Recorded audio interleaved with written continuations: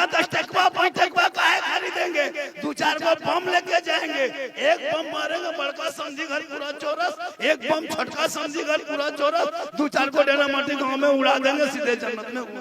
शादी ब्याह में पड़ाका मत फोड़ो, पैसा बचाओ, डीजे मत बजाओ। अगर पड़ाका फोड़ना जायज होता ना, अगर शादी में पड़ाका फोड़ना जायज होता तो जब हम लोग सब काम करते हैं, निकाह हम पढ़ाते, खुतबा हम देते, ईद बकरीद में हम पढ़ाते, अकीका मर मिलाद सब हम लोग करते हैं, तो शादी में पड़ाका फोड़ने आपको हम लोग देते? जब सवाब है तो फिर आप क्यों फोड़ेंगे? हम मौलाना है, हम फोड़ेंगे। जब सब काम हम करते फिर आपको क्यों फोड़ने देते? आप लोग पब्लिक हैं, 10 टकवा फोड़ते हैं, हम लोग मौलवी मौलाना, हम लोग बम लेके जाते हैं। आपका पड़ाका में 10 ने की, मेरा बम में 100 ने की। हम लोग तो झोला में डायनामाइट भर के जाते, समझी घर उड़ा देते, सीधे जन्नत चले जाते। जब सवाबे लेना है फिर काम का है, काम काहे लेंगे? फिर पड़ाका 10 टकवा 5 टकवा काहे खरीदेंगे, 2-4 को बम लेके जाएंगे, एक बम मारेंगे बड़का समझी घर पूरा चौरस, एक बम छटका समझी घर पूरा चौरस, 2-4 को डेरा माटी गांव में उड़ा देंगे, सीधे जन्नत में। तौबा कर। अगर डीजे बजाने में सवाब मिलता तो डीजे गाड़ी में क्यों बांध के ले जाते, समझी पीठ में क्यों नहीं? तौबा कर। और शादी ब्याह को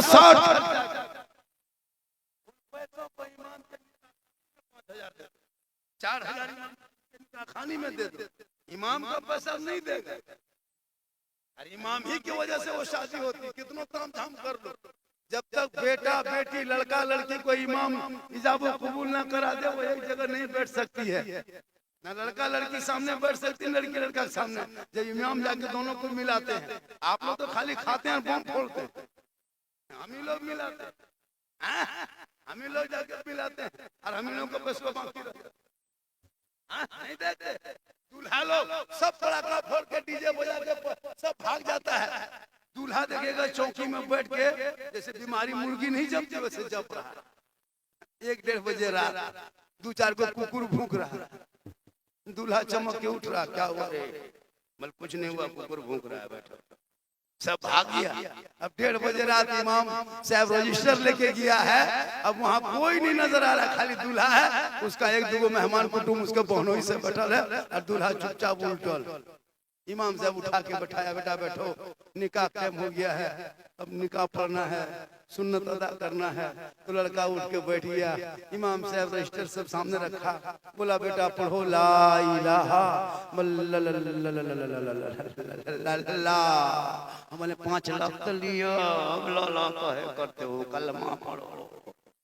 बोले जुबान नहीं उलटती है, बोले तुमको उल्टा देंगे बेटा, पढ़ना नहीं बोल पाता। एक जगह इमाम साहब पढ़ाए, बेटा पढ़ो यू ही, बोलो होई होई।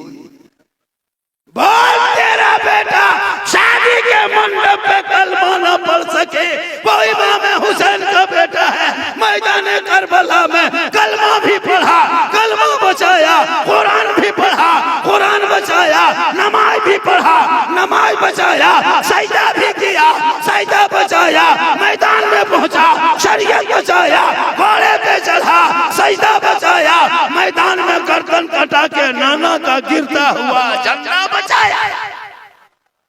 अरे तेरा बेटा कौम की एक बेटी न बचा सके, तेरा भाई समाज की एक बहन न बचा सकी, 30 करोड़ भारत के मुसलमान एक मस्जिद न बचा सके, तन्हा हुसैन ने शरीयत मुस्तफा बचा ली। खाली नोट देखते हो, कौन देगा KTM गाड़ी, मोटा टेर लड़का है 35 किलो, हर गाड़ी है 1.5 कुंटल, लेके दौड़ता है, खेतवा में उलट जाता है।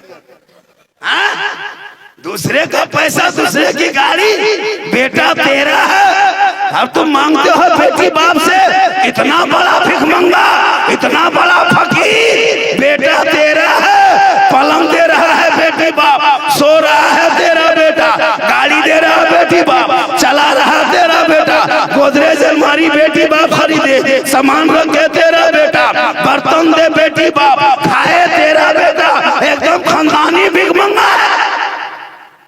तो रमजान में फितरा उठा,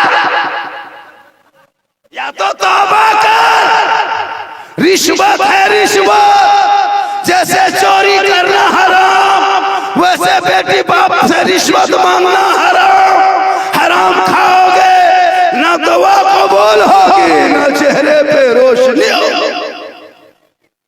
3-3 लाख मांगता है। इधर क्या रेट है बेटा का? 5 लाख। सोच के देखिए कितना बेशर्म बेटा बाप है।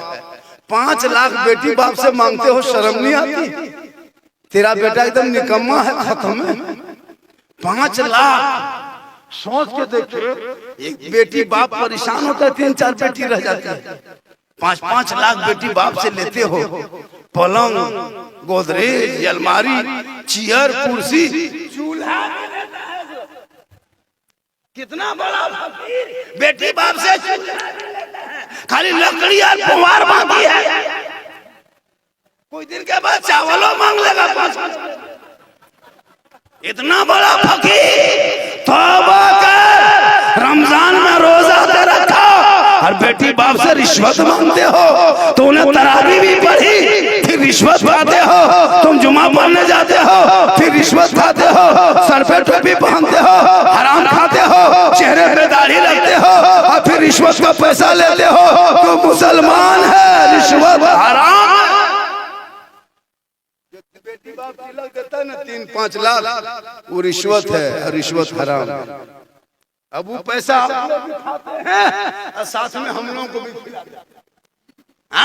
अपने तो खा लिए, हम लोगों को भी खिला रहा है।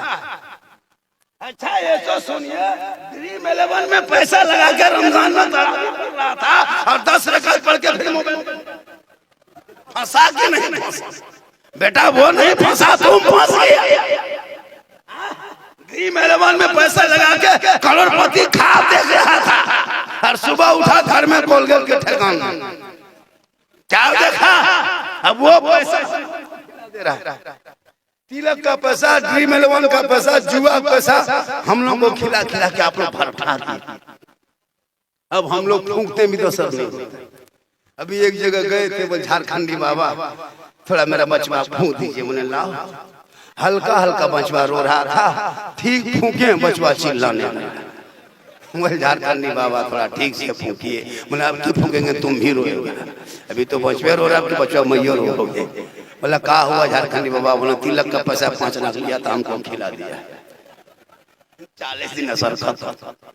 तो आप तौबा करो, बेटी बाप से रिश्वत मत मांग, खुदा के वास्ते। हजरत मुफ्ती साहब, और वो पैसा ले ले करके कितनी बदमाशी करता है पता है? 25 को स्कॉर्पियो करेगा, 25-30 को गाड़ी करेगा। यार जो दूल्हा जिंदगी पेशाब करके पानी नहीं लिया है, शादी के दिन कटिहार से शेरवानी मांग के पहना है, फूल माला, वो हुब्बा, वो जुब्बा, वो पगड़ी, लगता है दूल्हा नहीं तजिया उठा लाया। इतना इतर लगा के दूल्हा बाबू को लाया है, लगता है जिन्नात के खानदान से पकड़ के लाया। पैसा दूसरे का, अपना तो पैसा है नहीं। बेटी बाप का पैसा पूरा खर्चा कर रहा है। 15,000 का डीजे, 10,000 का पड़ाका, घीस ढास घूस, पूरा मेहमान कुटुंब घूस। बोल क्या करोगे? पूरी जिंदगी कटाई इसी तरह। याद रखो, जो मुसलमान जलसों में आए हो, पूरे इलाके में, अहमदपुर इलाके में पैगाम दे दो कि शादी ब्याह पे जिस बाराती से डीजे पड़ाका लेके जो दुल्हा आए, ऐसे दुल्हा को बोरा में भर के गाछ में टांग निकाह पढ़ाना। कोई नहीं जाएगा। पड़ाका लेके आते हो, डीजे लेके आते हो, शर्म नहीं आती है? ऐसे नाच कूद, और उसमें भी 10-15 को पियंकर मताल साथ में आता है, ऐसे नाच कूद करके आता है। इतना खर्चा करके मुसलमानों, ये पड़ाका, ये डीजे इलाके से बंद होना चाहिए कि नहीं? अरे बंद होना चाहिए। जिस बाराती में जो बेटा बाप अगर पड़ाका लेके जाए डीजे, उस बाराती को बहिष्कार कर दो और दोनों बाप बेटा को टोटो में बैठा के भेजे। हाथ उठा के तौबा कर, ना खुद घर में बजा, ना तू बजा, ना किसी को बजाने दे। आज तेरे ऊपर इतना बड़ा बड़ा जुल्म हो रहा है। हे मुसलमानों, तुम बहुत आराम से रहते हो। अरे फिलिस्तीन के उन मजलूम बच्चों से पूछ जिनकी माएँ कहती है हम रात में पेट भर के दूध पिला के बच्चों को सोती हूँ, पता नहीं इजराइल का बम मेरे बिल्डिंग पे आके गिरेंगे, मलबे में दब के मर जाएंगे, मेरा बच्चा दोबारा दूध ना पी सकेगा। माएँ रात भर बच्चे को पेट भर के दूध पिला के सोती है। उन खातून को लाख सलाम जो लड़कियां कहती है मौलाना जब मैं सोती हूँ रात में तो नकाब लगा के सोती हूँ, पता नहीं इजराइल का नापाक बम गजा के बिल्डिंग पे गिरे और मैं दब के मर जाऊंगी तो मेरा लाश कोई मुसलमान निकालने के लिए आए तो कोई गैर मर्द मेरा चेहरा ना देख ले, इसलिए रात में नकाब लगा के सोती। मुसलमानों गौर करो, माँ चली गई, बाप चला गया, एक एक बच्चे सड़कों पे रोड पे जाके भूख से बिलक बिलक के तड़प तड़प के जान दे रहा है। पूरे दुनिया के 57 देश के नामर्दी हुकूमत घुंघरू पांव में बांध के इस्राएल के बच्चों का तमाशा देखने वालों, एक दिन तेरा भी नंबर आएगा, तू भी उसी आग में जलोगे। आज तुम तो हुकूमत के नशे में जबान बंद करके रखे हो। अरे इस्लाम मिटाने वाले पूरी दुनिया से मिट गया है। अगर इस्लाम मिटना होता, अबू जहल चला था, उतबा चला था, शैबा चला था, कारून फिरौन शद्दाद सबने इस्लाम का पीछा किया। जब से इस्लाम चला है तब से पीछा किया है, लेकिन इस्लाम नहीं मिटा है। तू मत घबरा, तू मत घबरा, तू नबी के कलमा पढ़े हो, कल मैदान महशर में जब कोई काम ना आएगा तो मोहम्मद रसूलुल्लाह। नारे तकबीर, नारे तकबीर, नारे रिसालत, नारे रिसालत, मसलक आला हजरत इस्लाम, इस्लाम, हजरत अल्लामा मौलाना सिद्दीक हुसैन झारखंड के बाबा साहब किबला। नारे तकबीर, नारे रिसालत। आप लोग थक गए क्या? आप लोग थक गए? कितना आदमी नहीं थके हैं? थोड़ा हाथ उठा दीजिए। या अल्लाह, जितने लोगों ने नूरी कॉन्फ्रेंस में बैठ के दोनों हाथों को उठाया है मौला, हाथ उठाने वालों को मक्के मदीने के मुसाफिर बना। हम 12 बजे रात के बाद दुआ दे दिए। शव्वाल का चांद है, ईद का चांद है, अगर दुआ कबूल हो गई तो जितने लोगों ने हाथ उठाया सभी मक्के मदीने के मुसाफिर बन जाएंगे। लेकिन जो लोग हाथ नहीं उठाया होगा वो मन में सोचता होगा, पछताया होगा, या अल्लाह बाबा ने दुआ दे दिया, हम ख्याली में बैठे रह गए। अगर एक चांद दे देता तो अब की हाथवा जरूर उठा देते।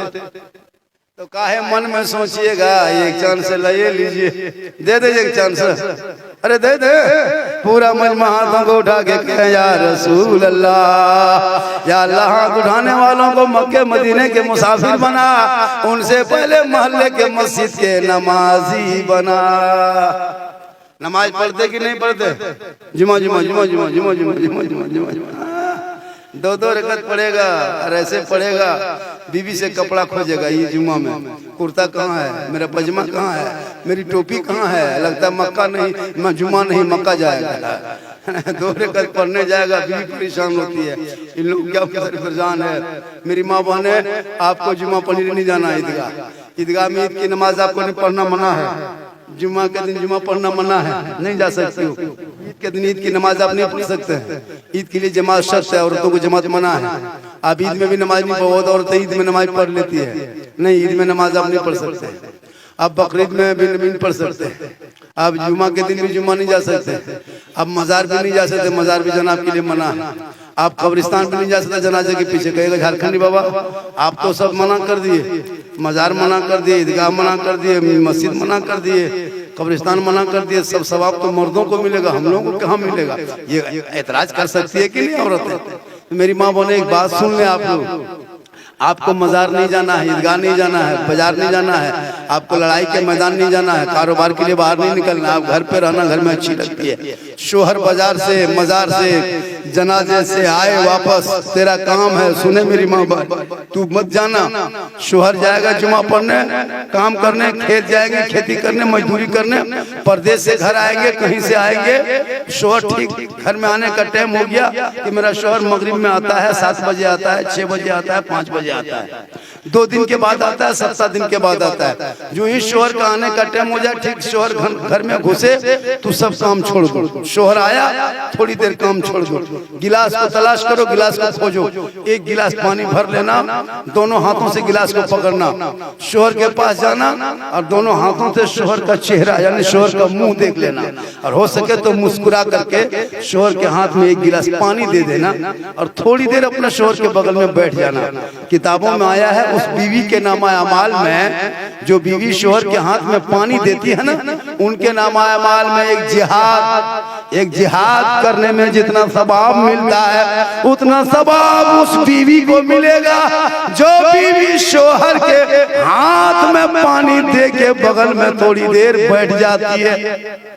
क्यों जाएगी वो यहाँ वहाँ? सिर्फ 1 गिलास पानी दे देना, हो सके तो मुस्कुरा के देना, हो सके तो चेहरा देख के दे देना।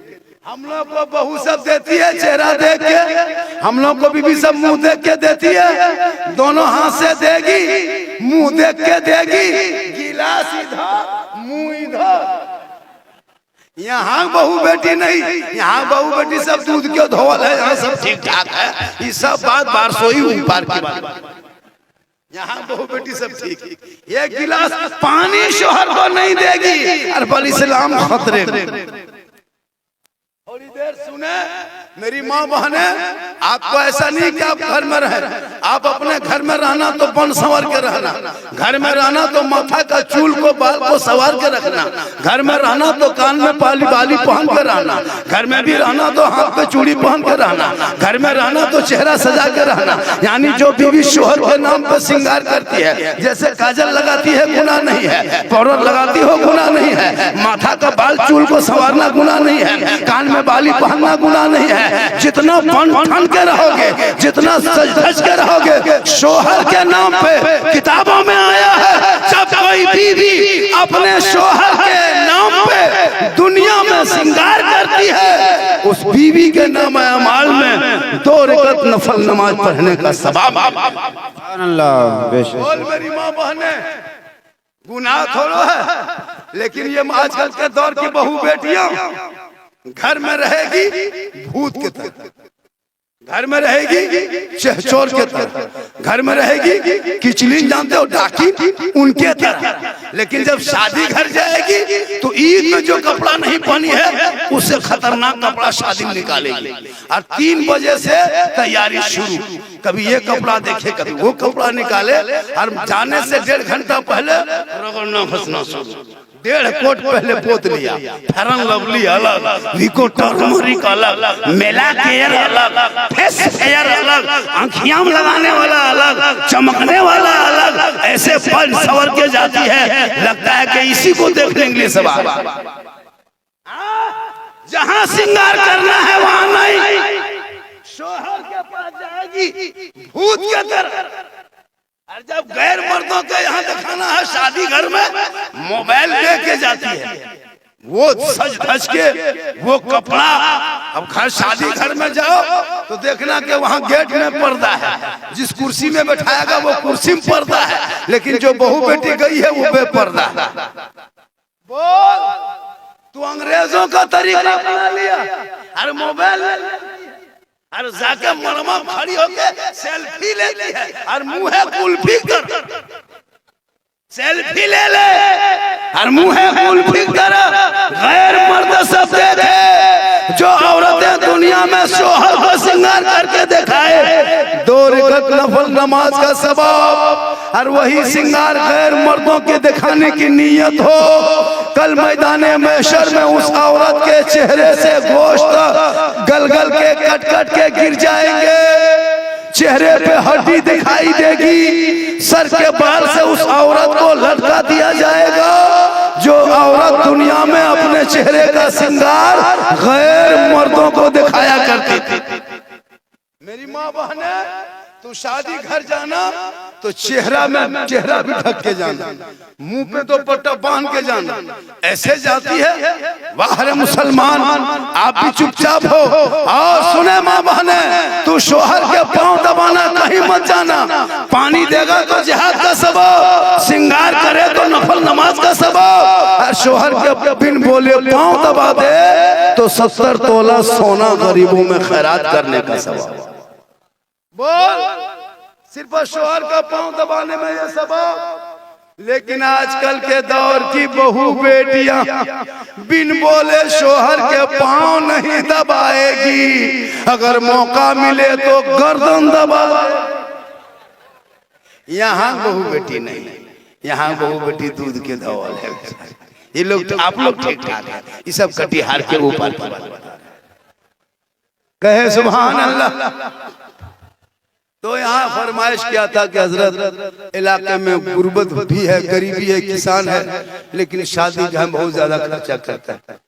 मौलाना मौलवी की तनख्वाह, इमाम की तनख्वाह आप लोग नहीं बढ़ाते। एक इमाम की तनख्वाह इस महंगाई में कम से कम 12 से 15 हजार एक इमाम की तनख्वाह होनी चाहिए। लेकिन क्या देते हो इमाम को? 6,000, 7,000, 8,000। भारत में 1947 से पहले अंग्रेज इतना नहीं जुल्म किया था, सताया था जितना अभी के मुसलमान मोहल्ले के इमाम को सताते हो। 24 घंटा ड्यूटी करा के 5-6 हजार 7 हजार तनख्वाह देते हो ना, कयामत के दिन पूरे इलाके के सदस्य को जवाब देना होगा। क्या समझ के रखे आप? इन मौलाना मौलवी इमामों को 6-7 हजार में खटाते हो और कहते मौलाना इस्लाम खतरे में। एक अंग्रेज जाके पादरी से पूछ, एक गुरुद्वारे में एक पादरी से पूछो आप कितना कमाते हो महीने में? वो कहता 80-90 हजार रुपया कमा लेता हूँ मैं गुरुद्वारे में बैठकर। एक मंदिर के पुजारी से पूछ कि आप मंदिर में बैठ के कितना कमाते हो? 1 लाख कमा लेते हैं। एक जाके एक चर्च वाले से पूछ आप कितना कमा लेते हो? लाख रुपया कमा लेते हो। एक मस्जिद के इमाम से पूछ आप कितना कमाते हैं? बोल 7,000 तनख्वाह है, उसमें 6,000 देता है, 1,000 बाकी। इस्लाम खतरे में। तुमने वो गांव में कोई इमाम रखा, 6,500 रुपया तनख्वाह देता था, उसमें भी 500 बाकी रख लेता था। तो इमाम साहब डेली मांगता, सदर साहब पैसा दीजिए, पैसा दीजिए, पैसा कौड़ी नहीं, टका कौड़ी नहीं है। इमाम साहब, सदर साहब बोलते का करें, लड़कों से बाहर गया, आने दो ना, पैसा आपका दे दे। इमाम साहब मांगते मांगते थक गए, 2-4 सप्ताह मांगे, 2-4 महीना होते थे, एकदम एडवांस में 5,000 जमा हो गया। इमाम साहब सोचा कि कितना मांगेंगे, सदस्य भी उसी तरह ठिठाता टाइप का है, चलो थोड़ा आज ही हम फैसला कर लेते हैं। जुमा के दिन इमाम साहब चुपचाप रहे, नहा धो करके इतर खुशबू लगा के हुबा जुबा पहन के 11:30 बजे जाके मेंबर पर एकदम बैठ गए। लोग परेशान, इमाम साहब का प्लान क्या है? कहा बेटा प्लान तो बताएंगे, बकिया पैसा रखा है ना, आज पता चलेगा। इमाम साहब जम के तकरीर किए, खुतबा पढ़ाए, 2 रकत के जुमा में नियत किए, और जो 2 रकत की नियत करके पूरे गांव के लोग गए थे। नियत करके जब इमाम साहब 1 रकत नमाज पूरी किया, जब रुकू गए तो गए के गए रह गए। अब रुकू से इमाम साहब उठिए नहीं रहे। अब 2-4 को बूढ़ा आगे बैठा खड़ा था, रुकू में उसका हाथ पांव जब कवरेज से बाहर होने लगा, हिलने लगा, तो पूछ रहा कि इमाम साहब है कि नहीं? अरे इमाम साहब कहाँ गया? अरे बोला क्या हुआ? बोल कमर बहुत तड़तड़ा रहा, नहीं बचेंगे, जल्दी उठा। तो इमाम साहब बोला कि एक आदमी बोला इमाम साहब मथवा उठे भी कि नहीं उठे भी हो? तो इमाम साहब पीछे घूम के बोला कि बकिया पैसा दे भी कि नहीं देवी हो? तो कहने मतलब है कि इतना मत सताओ कि इमाम को मजबूर में रुकू में बैठा खड़ा कर देना पड़े। इसलिए जरूरी है कि इमाम की तनख्वाह का ख्याल रखा जाए।